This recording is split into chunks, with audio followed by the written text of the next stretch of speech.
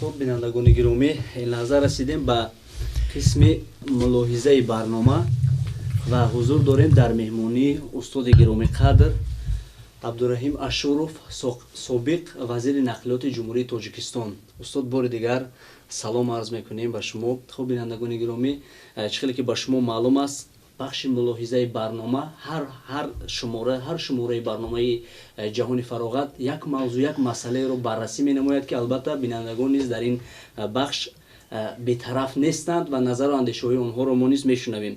و چخیلی که دیده شده در این بر اکران سامانه‌های اجتماعی برنامه پشت الکترونی و سامانه‌های اجتماعی وایبر موی برنامه فعال است که موضوع امروزه بخش ملاحظه برآمدن از بنبست کمونیکاسیونی، وضع راه و کمونیکاسیا و سیمای امروزه ناحیه ورزاب محسوب می‌شود. با اون خاطری که ما در ناحیه ورزاب قرار داریم، شما نیز می‌توانید دایر به موضوع مذکور نظر و اندیشه‌های خویش رو ارسال نمایید به سامانه‌های اجتماعی. خب استاد گرامی، نظر و اندیشه‌های شما رو می‌خواستیم بشنویم و با بینندگان رسانیم دایر به موضوع برآمدن از بنبست کمونیکاسیونی، وضع راه و کمونیکاسیا و سیمای امروزه ناحیه ورزاب در زمان صاحب استقلالی. تشکر بسیار. پیش از همه به شما عرض مینه‌داری بیان میکنم که به ناحیه ما، به دهه ما، خصوصا به منزل ما تشریف آوردید و در نزد ما این خیلی مسئله هایی که امروز بحر این مسئله بسیار گپ ها هست، بسیار گفتنی ها داریم، آمدید، خوش آمدید میگوییم، تشکر بسیار میگوییم و از فرصت استفاده برده میخواهم تبریکات خود، تبریکات اهل عائله خود به مادران عزیز جمهوری تاجیکستان، به مادران آینده جمهوری تاجیکستان، همه خوشی های زندگی، پرباری ها، وقت خوش، آرامی، آسایشتگی در عائلهشان را تمنا کنم. چون که امروز مادران ما خیلی خوشبخت هستند. مادر اولین و عالی‌ترین امید مادر این فرزند است که فرزند بنیاد کند و به وایه رساند و در آینده فرزند دست مادر را، پدر را بگیرد. و امروز خوشبختانه در مملکت عزیز ما تنجی و آرامی که فرزندا با مرور زمان با همه خوشی های طبیعت زیبای تاجیکستان به وایه رسیده استادند و حتی مادران خودشان به اختیار خود پسران را به خدمت ارتش، به خدمت وطن میگسلانند و پیشواز میگیرند. برای همین برای مادران ما همه خوشی های زندگی را آرزو میکنیم. بعدا چخیلی که شما یک در نزد من سوالی گذاشتید که من یک عمر بخش این سوال با امر تقدیر و با دستگیری به واسطه جناب عالی کار و فعالیت نمودم. البته این برای من خیلی سوالی با سزا است، خیلی سوالی بسیار مقبول است، چون که در حقیقت در این پیراه من زیاده از 40 سال فعالیت نمودم و امروز خوشبختانه گفته میتوانم که من یک شخصی گویم خوشبخترین بودم که با اون آرزوی امیدی که در جوانی داشتم با اون آرزوی امیدم رسیدم و من با دستگیری جناب عالی راهبر تعیین شدم، راهبر وزارت نقلیات و کمونیکاسیون جمهوری تاجیکستان که پیش از این من در همین ساحه کار میکردم و اون هدف اساسی اقتصادی جمهوری تاجیکستان که از سیاست خردمندانه سرور دولت ما، اساسگزار صلح و وحدت، پیشوای ملت ما می آید این برآوردن تاجیکستان از بنبست کمونیکاسیونی. من در این جاده کار و فعالیت کردم و در حقیقت این مسئله یکی از مسئله های مهمترین در جمهوری تاجیکستان به حساب می رود، چون که ما در گذشته بسیار در مشکلی های روبرو می آمدیم که این مشکلی ها اقتصادیات ما را روز به روز به عقب می کشید نه به پیش می برد. برای مثال گریم اگر حاضر ما که در ناحیه ورزاب قرار داریم، خصوصا اگر همه خیلی گریم ورزاب این دروازه شمالی تاجیکستان است که از عصر گذشته، از سالهای سیوم عصر گذشته وقتی که راه عقبه انزاب بنیاد شد و حرکت نقلیات از مرکز تاجیکستان به شمال تاجیکستان سرعت می گرفت، لیکن اون دوره خیلی هم مشکلات زیاده وجود داشت. از جمله در گذشت سالها در برابر ترقی یافتن راه و نقلیات، لیکن مسئله اساسی که در دوام 365 روز سال حرکت نقلیات تامین کردن به طرف خوجند هیچ امکانیت نبود، چون که هر سال 6 ماه 7 ماه عقبه انزاب محکم میشد، ترمه های عظیم راه محکم میشد، اون قدرت و اون گویم که اقتداری اون دوره نمی رسید که راه از این یعنی که مانع ها تازه کنند و حرکت نقلیات تامین کنند. برای همین مجبور ما برای بارکشانی به سمت خوجند یا از خوجند به دوشنبه توسط سمرقند ازبکستان حرکت میکردیم که مسافت تقریبا 800 کیلومتر تشکیل میداد. این خیلی باشد 300 کیلومتر. بینید که 500 کیلومتر 6-7 ماه این همه خراجات های زیادتی بودند.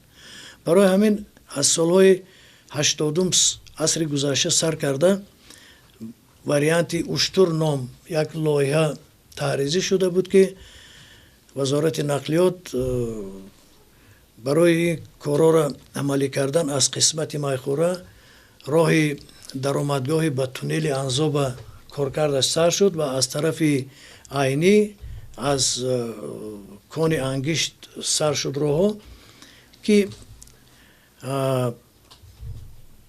در همون وقت سرعت ساختمان خیلی سست بود. من یاد دارم اون وقت من راهبر مؤسسه نقلیاتی هفته‌باز 13 بودم و مسئله ساختمان دراز حجم در واسطه ماشین‌های پولمن‌های هفته‌باز ما میکشانیدیم به همون گالری شمالی، یعنی که همون عقبه انزاب. لیکن کارا پیش نمی رفتند. یگان تشبوس دیده نمیشد راستی گپ، همه برای همه گویا که به سمرقند رفته آمدن یک وی عادتی همه خیلی عمومی گشته بود که زمستان توسط سمرقند. لیکن این وقتی که ما به دوره نوی یعنی حیات نو گذاشتیم، از دوره استقلالیت سر کرده، وقتی که در تاجیکستان همه ساحه های گویم اقتصادیات جمهوری تاجیکستان در نتیجه جنگ شهروندی ما همه از کار برآمدن، اقتصادیات خیلی سست گشته بود. برای همین با شرافت تشبوس خردمندانه جناب عالی مسئله ترقیات راه و نقلیات در جمهوری تاجیکستان یکی از موضوعهای اولین گشت و این هم باشد یکمین تشبوسی که جناب عالی برای این ساحه پیشنهاد کرده بودند این ساختمان نقب انزاب بود که شروع از بعد استقلالیت، یعنی که تقریبا از سال 2004-2003 سر شدن این کارو و آهسته آهسته 8 مارت سال 2006 یعنی که نقب هوادهنده استقلال وای شده شد و بعد یک سال حرکت نقلیات در این یعنی که نقب علاقه برقرار شد و از همون وقت سر کرده دیگر در مملکت ما خصوصا در قسمت شمالی مملکت دیگر یکان پرابلم های قریب که نماند. برای همین هم اگر ما گیریم از بنبست کمونیکاسیونی رها دادن мамлакат яке аз ҳадафҳои асосии ҳукумати ҷумҳурии Тоҷикистон гӯем агар ин яъне натиҷаи ин якум сохтмони роҳҳои ба стандартҳои умумии ҷаҳонӣ мутобиқ карда шуда, яъне ки ин дар натиҷа вазни борбардории нақлиёт қариб ки 8-10 маротиба боло рафт нисбат ба роҳҳое ки ним аср фарз кардем пеш арзи вуҷуд доштанд. бинед ки имрӯз дар шоҳроҳи душанбе хуҷанд ки аз минтақаи варзоб мегузарад, кашонидани ангишт ё ки истихроҷи ангишт, ҳамаи ин пешравиҳо, ҳамаи ин сабаб дар кушода будани роҳ ва ба талаботи замона ҷавобгӯ будани роҳи душанбе хуҷанд мебошад. ҷумҳурии Тоҷикистон имрӯз гуфтан мумкин ки аз бомбасти коммуникатсионӣ пурра раҳо ёфт, баромад. ин тасдиқи ин гапҳо дар он аст ки аз ҳама гузаргоҳҳои ҷумҳурии Тоҷикистон ба кишварҳои ҳамсоя роҳҳои байналмилалии дараҷаи якум сохта ба истифода дода шуданд ва имрӯз ҳаракати нақлиёт дар тамоми ин шоҳраҳо яъне ки таъмин шуда истодааст. бинобар ин акнун ба дигар масъалаҳое ки вобаста аз ҳамин коммуникатсия гӯем аз ҳамин ҳолати роҳҳо бармеояд, ин мумкин вобаста кардан ба ҳадафи ба мақсади дигари яъне мамлакат ин рушд додани сайёҳӣ ва рушди деҳот. ҳама ин баъди ин масъалаи якум ки пурра амалӣ гашт, баъди ин масъалаҳои дигар яъне ки ҳаллу фасли ин масъалаҳо осонтар мегардад. локин ногуфта намонад ки аз бомбасти коммуникатсионӣ баромадани мамлакат ва ба истифода додани ин роҳҳо ин як масъала аст. дуюм масъала ин нигаҳдории ин роҳҳо аст ки нигаҳдории ин роҳҳо яъне ки хело ҳам заҳматҳои калонро талаб мекунад ки то ин роҳҳо доим дар ҳолати хуби техникӣ қарор дошта бошанд. бинобар ин ҳар як сайёҳе ки аз ин роҳҳо ҳаракат мекунад, албатта ва якум барои бехатарии ҳаракат аҳамияти калон медиҳанд. ва хушбахтона имрӯз аз ахборото маълум мегардад ки рушди сайёҳӣ дар мамлакат хело пеш рафта истодааст. хусусан варзоб ки бо қарори ҳукумати ҷумҳурии Тоҷикистон минтақаи яъне сайёҳӣ ва туризм эълон гаштааст. хусусан ин шоҳроҳ яъне ки яке аз гӯем шохаҳои асосии ҳамин ҳадаф ба ҳисоб меравад. ва хушбахтона имрӯз дар ин роҳ таъминоти бехатарӣ пурра муҳайё шудагӣ аст ва барои сайёҳон ҳама шароит муҳайё гашта истодааст. чунки мана дар худи агар минтақаи варзоба агар ҳама хел барои мисол гирем, агар 20 сол пеш агар ҳозир ё ки пеш аз истиқлолият гирифта ҳозир чӣ гуна вай буд, агар мо ҳамина гирифта як муқоиса кунем, агар кулли фарқ аст. чунки мо ба чашми худ мебинем ки имрӯз аз роҳ агар мо гузарем ҳаракат кунем, мебинем ки дар ҳамаи деҳаҳое ки дар ҳама қабати роҳ ҷойгир шудагӣ ҳастанд, ҳамаи он деҳаҳо аллакай дигаргун шудагӣ ҳастанд, симояшон дигар шудагӣ аст. барои ҳамин дигар гаштани симои деҳаҳо, дигар шудани ҳолати роҳҳои маҳаллӣ, ин худаш ҳамин симои ноҳияи варзоба мегӯяд ки имрӯз кулли фарқ мекунад. шароити зиндагии мардум яъне дарак метаҳад ки дигар шуда. албатта, чунки мо ҳозир мактабҳои таҳсилоти умумӣ агар мо اونجا سفر کنیم یا که در اونجا ما اگر حاضر شویم، ما میبینیم که خودی از چهره خواننده ها، از چهره طلبگان ما میبینیم که دانشجویان ما میبینیم که و اونها دیگر شده ایستادن، لباس بدن دیگر شد، چهره دیگر شده ایستاده است. برای همین دویمش طبیعت ورزاب دیگر شده ایستاده است. بینید که در بخشیده به همین رشد سیاحی بسیار مهمانخانه‌های نو بنیاد شده ایستادن، استراحتگاه‌های نو بنیاد شده ایستادن. منو تلو تپه ها همه اون وایایی که خالی بودن امروز سبز و خرم گشته ایستادن. البته مردم ورزاب از دیگر گویم که шаҳрвандои ҷумҳурии Тоҷикистон ақиб намонда хеста дар ободӣ ҳамин худ диёри худ маҳаллаи худ хело корҳо карда истоданд.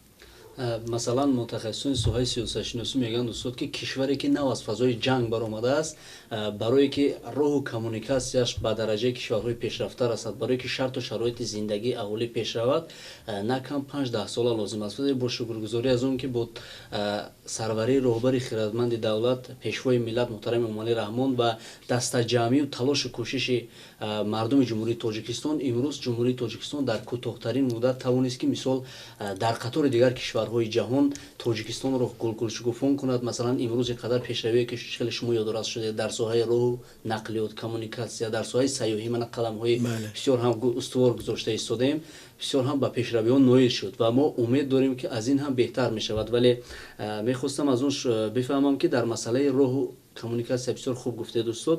шоҳрои байналмилалии Душанбе, Кӯлоб, Қолмае ки ҷумҳурии Тоҷикистонро бо ҷумҳурии Хитой мепайвандад ва аз ин тараф шоҳрои Душанбе Хуҷанд ки ҷумҳурии Тоҷикистонро ба дигар кишварҳои ҳамсоя мепайвандад, оё масалан имрӯз сифаташон дар дараҷаи бисёрам хуб аст албатта, вале мошинҳои боркаше ки ҳамин шоҳроҳро убур мекунанд, масалан чӣ хел ки мушоҳида мекунем аз меъёр зиёд мор мебардоранд, оё дар стандартҳои масалан ҳамин роҳро фарсуда намегардонад? бисёр саволи мамаврид гузошта шуд. азор ташаккур барои ин саволи шумо. пеш аз ҳама ман бори дигар такрор мекунам ки асосгузори сулҳу ваҳдат, пешвои миллат, президенти муҳтарами мо ҷаноби олӣ, ино конструктори генералии роҳҳои ҷумҳурии Тоҷикистон буданд. ҳамаи масъалаҳое ки дар роҳ, дар вақти таҳризии вай, дар вақти лоиҳакашии вай, ҳама бо маслиҳату бо пешниҳоду бо дастгирию бо ташхиси ҳамин лоиҳаҳои бевоситаи ҷаноби олӣ буд. ман ҳамчун вазир ҳамеша дастура аз ҷаноби олӣ мегирифтам дар бораи ин ё он мушкилоте ки дар ҳамин худи лоиҳа арзи вуҷуд дошт. мисол хезондани ягон деҳа ё ки ягон роҳа ба дигар самт дигар кардан, ё ки чӣ хеле гуфтед сифати вай, категории вай кадом категория шавад, ҳамин конструктори генерали мо ҷаноби олӣ буданд. барои ҳамин ҳам дар муддати кӯтоҳтарин ин шоҳроҳҳо ба истифода дода шуданашам сабаб ҳамин аст ки пешвои миллат, президенти муҳтарами мо масъалаи асосие ки дар кишвар яъне ки гузошта буданд, ин масъалаи таҷдиди роҳҳо, сохтмону таҷдиди роҳҳо буданд. барои ҳамин ҳамаи гӯем ки пешравиҳо вобаста ба ҳамин буд.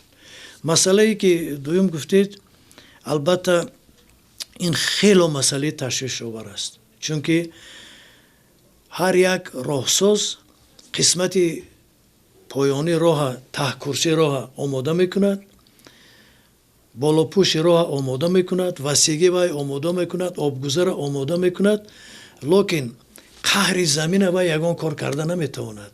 дар минтақаи мо ҳастанд маҳаллҳое ҳастанд минтақаҳое ҳастанд ки дар онҷа замин мулоим аст, поён мулоим аст. барои ин роҳда вай мегӯянд вазни меҳвар муайян шудааст ки фарз кардем то 10 тонн вазни меҳвар дар як меҳвар вазн то 10 тонн муайян шудааст. вале имрӯз бадбахтона гӯем ҳастанд ҳодисаҳое ки аз 10 тонн зиёд дар меҳвар ба ҳамин роҳҳо ҳаракат мекунанд ки ин боиси аз даст баромадани ин роҳ мешавад. пеши роҳи ин кора гирифтан, барои пеши роҳи ин кора гирифтан ҳамаи ҳуҷҷатҳои ҳуқуқии меъёрӣ омода ҳастанд. яъне ки дар устави нақлиёт мегӯяд ки вазни бор аз борфиристанда ҷавобгӯ мебошад. барои вазни бори нақлиёти автомобил борфиристанда ҷавоб мегӯяд, на ронанда, борфиристанда. барои ҳамин дар ҳар як минтақае ки бор фиристода мешавад, дар онҷа бояд ки тарозу бошад. дар низомномаи нақлиёт омадааст ки дар онҷа бояд тарозу бошад ва нақлиёт дар онҷа баркашида шавад, дар асоси он вазни меҳвар مطابق کرده شود بعد به راه براید. لیکن امروز البته این کار نه در همه بار فرستنده این کارها گذرانده میشن، برای همین براننده همه خیلی میسر میشود که خودسرانه وای بار رو از گویم که معیار دیده زیاد بار میکند. لیکن وای وقتی که ما علاکه از فرض کردیم کنی انگشت به وزن بالا زیادتی حرکت کرد آمد در 50 کیلومتر راه طی کرد و بعد وای بر کشیدیم، این چی فایده دارد؟ این علاکه راه ها را همه را تاثیر خود رساند. برای همین باید که از کنی انگشت نقلیات اول بر کشیده بعد از دروازه وای بیرون شود. این تکنولوژی بارکشانی در تمامی گویم که عصر گذشته و آینده تغییر نمیاد. مثل که انسان نفس میکشد، در گذشته هم نفس میکشید، حاضر هم نفس میکشد، در آینده هم نفس میکشد. انسان شش انسان نقلیات هم همه خیلی است. در گذشته هم بر میکشیدیم، حاضر هم باید بر کشیم، در آینده هم باید نقلیات بر کشیده شود. چون که در سازشنامه‌های بین المللی ما با دیگر دولت ها همین سرتیفیکاتی وزن این آمده است که ما باید مطابق میکنیم و ما باید اعتراف میکنیم که اگر در قرقیزستان ماشین بر کشیده باشد و در سمیره و همین قدر بار نشان داده باشد آمده در آمد، ما هم بار وزن اعتراف میکنیم و باید میسنجیم. لیکن از کنی انگشت ماشینی برآمدگی بر نکشیده باید به دوشنبه نبیاید. برای همین این اگر این کار ما پیشگیری نکنیم، صد افسوس اون قدر مهنت و زحمتی که فرض کردیم کارمندان قدر خراجات و مثال قدر حرکت های راهسازی میکنن همه برباد میرود. این سوال بسیار سوال مهم است. تشکر زیاد استاد. دایر به این مسئله مثلا بخش ملاحظه برنامه که بیشتر بخش تحلیلی است، بسیار مسائل خوب به میان گذاشته می شود. در شماره‌های قبلی بینندگان بیشتر طریق سامانه‌های اجتماعی می نوشتند، مثلا از منطقه‌های دوردست شهر و ناحیه‌های جمهوری می نوشتند و یک مسئله بود که چندین مرتبه چندین نفر ارسال نمود. مسئله اون که همین راههایی که بین ناحیوی است، راههای مثلا محلی که در شهر و ناحیه‌های حتی ناحیه توبه مرکز هست، مثلا کهنه و فرسوده شده است. برای تجدید از نوسازی اون مثلا چرا مقامات چاره نمیبینن؟ گفتم که سوال میدادن، بیشتر هم متخصصان جواب میگردونند که برای این مثلا راه این مالکیت جمعیتی است. هر یک نفر برای مثلا آباد و زیبا نگاه داشتن هر یک پارچه زمین کوچه و محل و خیش باید که سهمگذار باشد. باید که مثلا راه و زمین نزد چیز جمعیتی رو همچون نوری دیده اگر هر یک شهروندی کامل نگاه دارد، البته مثلا صاحبکار است و صاحبکار خرد و محلی هم باشد، برای یک پارچه راهی که فرسوده شده است برای تعمیرش مثلا یک دست خیری دراز کند، البته بهتر خواهد شد. جامعه دولت مثال به همه این رسیدگی کردنش مثال وقتی زیاد طلب میکند، ولی اگر صاحبکاران محلی و مردم محلی دست درازی کنند همین چیز رو سری وقتی وای کنند بهتر میشه. و شما چی نظر دارید؟ بله درست است. من پیش از این گفتم که در مملکت ما برنامه رشد کمپلکس نقلیاتی تصدیق شده است. در اساس اون برنامه راههای بین المللی، راههای اهمیت جمهوری، راههای محلی و راههای دهات، همین راهها بعد این راهها همش در موازنتی فرض کردیم دولت و ناحیه یا که جماعت در محل قرار دارند. البته این برنامه پای در پای حل و فصل شده ایستاده است و البته با مهلت من لازم که این برنامه تا آخر تا 25 با ممکن بعد 25 با برنامه میشه حل میشوند. لیکن مسئله که اون چی که امروز داریم در راههایی که داریم یا در اهمیت جمهوری باشد یا بین المللی یا اینکه محلی، البته اگر ما نظری نیک داشته باشیم در راه، این مسئله تشویشی که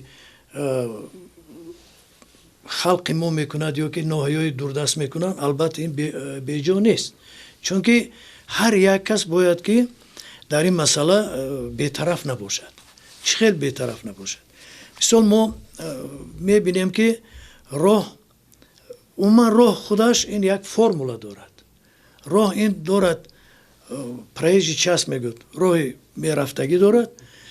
аду канораш роҳ ва об парто дорад ё аз як тарафаш об парто дорад ё ки аз поёнаш об мегузарад, ин элементҳои роҳ ҳастанд ки бе ин элементҳо роҳ арзи вуҷуд карда наметавонад ва дар як шабонарӯз вайрон мешавад.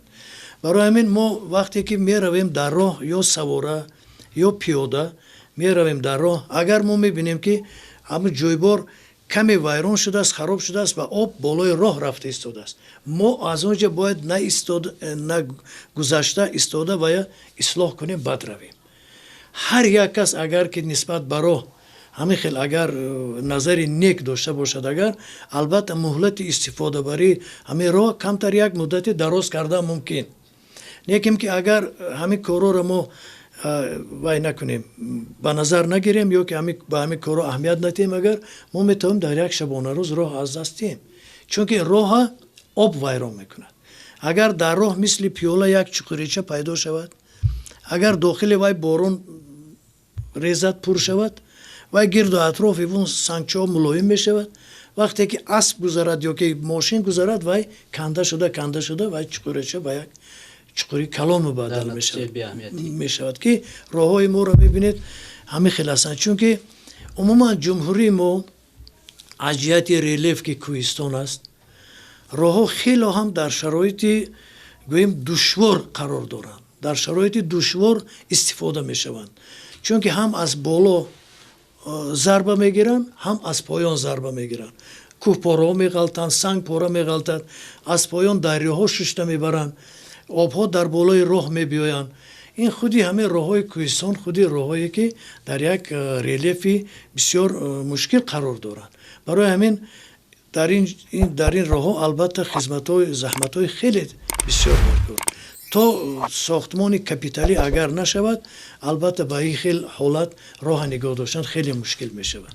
лекин имрӯз мардои шарафманди тоҷикистон, соҳибкорҳои шарафманди тоҷикистон хело бисёр ҳастанд ки чӣ хеле ки ҷаноби олӣ дастур доданд, ҳама мисол хеста ба як иқдоми нек аз маҳалли худ ё ки дар як назди ваи худ хеста ҳамроҳи аҳолӣ роҳҳоро кам кам ба тартиб дароварда истоданд. ташаккури зиёд устод барои бисёр ҳам як маълумотҳои муҳиму саривақтӣ. Воқеан бинандагони гиромӣ, ҳар як шаҳрванди ҷумҳурии Тоҷикистон агар масъулияти баланди шаҳрвандиро эҳсос кунаду барои ободу зебо гардондани ҳар як порчаи анамин ватан, барои нигоҳ доштани ҳар як дастоварду ҳар як он чизе ки дар ҳар як гӯшаву канори ҷумҳурии Тоҷикистон бунёд мегардад, саҳми арзандаи хешро гузорад, албатта Тоҷикистон дар кӯтоҳтарин муддат яке аз давлатҳои дар қатори яке аз кишварҳои беҳтарини ҷаҳон қадам хоҳад зад ва мо умедвор ҳастем. устод, пеш аз оне ки анамин суҳбатамон хотима ёбад, пеш аз оне ки бо бинанда сари анамин як пиёла чой хайрихуш кунем, мехостем ки як лаҳзаи фаромӯшнашавандае ки дар давоми фаъолияти кориятон буд, як лаҳзаи фаромӯшнашавандааш ба бинанда ёдовар намоед. ташаккури бисёр. ман чӣ хеле қайд намудам, фаъолияти кори ман қариб дар давоми 40 сол дар тамоми минтақаҳои кишвари ҷумҳурии Тоҷикистон амалӣ шуд ва бовар кунед ки дар ҳар як минтақаи ҷумҳурии Тоҷикистон як ҳамин хотираҳое ки ҳеҷ вақт аз ёд намеравад ҳастанд ва боқӣ монданд дар вай. модоме ки имрӯз мо дар ноҳияи Варзоб суҳбат дорем, як лаҳзае ки ҳеҷ вақт аз хотири ман намеравад, ин ҳамон лаҳзаи кушодашавии нақби ҳаводиҳандаи истиқлол мебошад ки ин ҳам бошад 8 марти соли 2006 бо супориши ҷаноби олӣ ҳайати гурӯҳ мо рафтем ба нақби истиқлол дар мавсими кушода шудани нақби ҳаводиҳанда. нақби истиқлол аз ду нақб иборат аст, яке ҳаводиҳанда аст, дигаре мошингузар. лекин нақби ҳаводиҳандаам ба ин нақбам мошинҳо ҳаракат мекунанд, ба даста гузашта ба нақби мошингузар мерафтанд он давра. ва медонед ки дар таърихи арзи вуҷуди Тоҷикистон ки он мушкилотое ки номбар кардем ки 6-7 моҳ عقبه محکم میشد و مردم از دیدار یکدیگر محروم میشدن و بارکشانی مسافرکشانی قطع میشد و همه در آرزو بودن که کی ما یعنی که دویم به مرکز رفت او کنیم مردم زرافشان این چنین مردم شمال همین لحظه که شده شد ما در داخل نقد بودیم وقتی که ترکش آخرین یعنی صدا داد و ما دویدیم به جای همون ترکش و به مثل یک روزن کشوده شد و از اون روزن به جای سنگ بیاید آدما اومدن از طرف زرافشان آدما گریه ناله خورسندی از خورسندی اشک شادی به جای خودی میگوید که سنگپاره ها ریزه شده از درونی بای برآمده آدما بودن که ما یکدیگر آغوش کرده گویا که ما یک عمر اکنون یکدیگر دیدگی برین همه خیلی حسیات بود و حسیات البته هیچ وقت از یاد من نمی رود این هم بود برآمده مردم سر در سنگ میزدن که خدا عمر جناب عالی را زیاد دراز کند خدا عمر جناب عالی را دراز کند گفته فریاد کرده گریه میکردن که جناب عالی به وعدهشون دادن وعدهشون اجرا شد همه گفته همه چیزا یک وای بود این باید در نوار باشد باید همین وای چی باشد انا در داخل نه در بیرون باید باشد همین لحظه هیچ وقت از خاطر من نمیبره بار دیگر تشکر زیاد استاد برای بسیار هم معلومات بسیار مهم و سریبختی و یک برای اون لحظه که بسیار هم خاطرمون بود برای ما بسیار جالب بود شنیدن این لحظه تشکر زیاد و شما پیش از همه سلامتی سربلندی عمر دراز تنی صحت خواهانیم خیلی خوشحال هستیم که ما رو قبول کرده و این سر یک پلاچوی ششته سبیل همین موضوع صحبت کردیم بینندگان گرامی خاطررسان می‌نمایم که در مهمانی عبدالرحیم اشورов قرار داشتیم سابق وزیر نقلیات جمهوری تاجیکستان و اینچنین استاد طی 5 سال سفیر جمهوری تاجیکستان در کشور ترکمنستان بودند استاد